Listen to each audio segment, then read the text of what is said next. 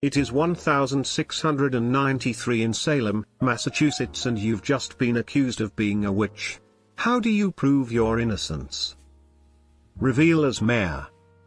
Bad move, bud. Doc can't save you no more. I say if I am a witch, I cannot stand or move on hollowed, holy ground.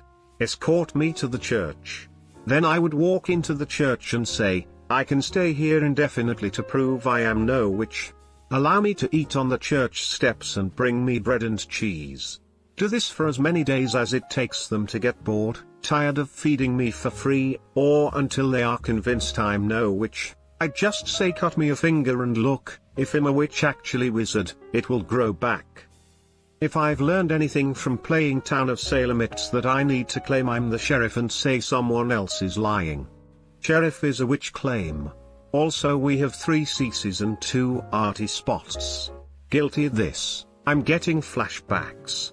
A sword and a torch. I can't be called a witch if everyone is dead. Wait more than a duck. You don't prove your innocence.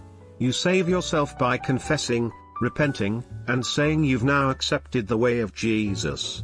Then, now that you've reformed, you help the town by spilling the beans on who the other witches in town were who you used to worship Satan with. Start with the one who accused you. Exactly this. The trials were a result of mass hysteria, eventually, so if you are in the court, almost everyone is convinced that you're a witch, and denying it would mean harsher punishment, more painful death. Don't take my word. Yes, I am a witch. Burn the witch. A witch that can make your genitals larger. Now let's not just go around burning people. I'm sure the witch is a good person at heart. Blame it on someone else. I tear my clothes away from my body, shocking and horrifying the onlooking accusers, then proceeding to gyrate my hips in a circular motion as to swing my meat around like a helicopter. This should confuse them enough to make them believe I'm simply the village idiot. You are summarily hanged when the villagers spot your 3rd, 4th, 5th, 6th, and 7th nipples. Fuck. I didn't expect them to notice my chest tickles. I'm not a woman doing math. Why would you accuse me of witchcraft? You own something I want. I just get burned alive. Hopefully you fill your skirts full of explosives filled with nails and murder just about the entire crowd as you go up in flames. Not my original idea, by the way, just stealing one from Good Omens. If I was a witch, do you really think I'd choose this, while gesturing to my entire body, for my appearance? Eat a piece of cake without choking. That was a real ordeal. Yeah, but wasn't the caveat of that trial that the cake had to be baked with urine? I guess I'll ask my buddy Jesus to help me out.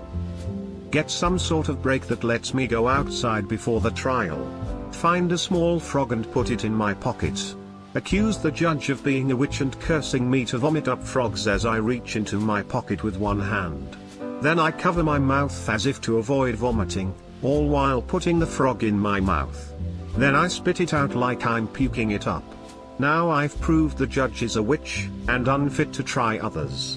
Rinse and repeat with different methods until no judges are left, or until any form of government finally steps in. Blame Tituba. The Puritans didn't deserve Tituba tbh. I'm obviously lighter than a duck, guys. Leave me alone. Who are you, who is so wise in the ways of science? You'd be bound and tossed into a river. If you sank, you were innocent. If you floated, you were a witch. Fun fact, if you were innocent, you drowned anyway. But at least an innocent person isn't a witch. Start rapping Ice Ice Baby. Burns you faster. Ask them what else they burn. Then, reason that wood floats, and ask them what also floats. Then, reason that since witches float, and ducks float, if I weigh as much as a duck, I'm a witch. Who are you that are so wise in the ways of science? Confess. People who confess were imprisoned and later released. But they had to pay the costs incurred by their jailer. I would tell them to splash holy water and to bless me. If I indeed made a deal with the devil, the very touch of holy water would burn. I wouldn't be able to. Those things were decided way before I was accused. No matter what I said, no matter how I pleaded, if the people who were accusing me wanted me to hang, I was going to hang. Instead, I would take down as many people as I could with me. Grab an axe, a pistol, a rifle, hell, break a bottle and just take out my accusers. If I am going to die, so will they. I could be wrong, but I think they only killed those who didn't plead guilty. There are many who were jailed. I think one of the reasons it stopped was because too many people started refusing to plead guilty.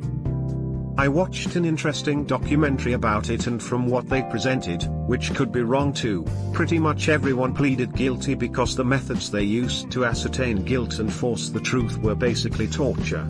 The admission of guilt then led to sentencing, which meant languishing in prison where death was still fairly likely due to conditions until a trial, and then hanging once convicted from what typically was pretty one-sided trials.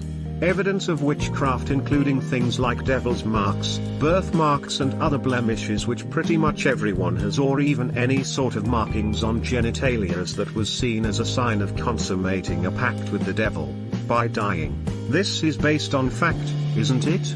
It was like if they died by drowning they were innocent, oh well, but if they lived they were witches? Seems like a bit of a catch-22. Let's go back to those times, though, seems simpler. Due processes for the corrupt. No drowning in Salem, 19 hanged, 1 pressed to death. Turn everyone into newts. By the time they get better, I'll be long gone. Wait, I'm supposed to prove my innocence, not distract and flee the scene. Shit. I'm not a witch, I'm your wife. Liar. Liar, he said true love.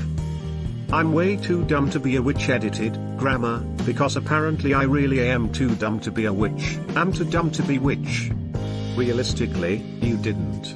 Witch testing methods of that time were kind of damned if you do, damned if you don't. Like the swimming test. They'd tie a suspected witch's hands behind her back and throw her in the nearest body of water. If she sank, she was innocent and God would surely have mercy on her soul. If she floated, she was obviously in league with Satan. Or they'd ask the accused to recite a commonly used prayer, such as the Lord's Prayer, with no mistakes.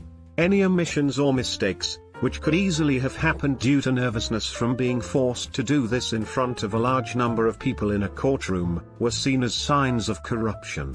One suspected witch, George Burroughs, was able to recite the requested prayer flawlessly. However, this was seen as a devil's trick and he was executed anyway. Wow, the devil's trick, huh? R.I.P. that dude. I turned the nearest man into a newt. By moonwalking like MJ. They'll be so impressed with the smooth dance moves that they'll forget about killing me. Or think you're a witch.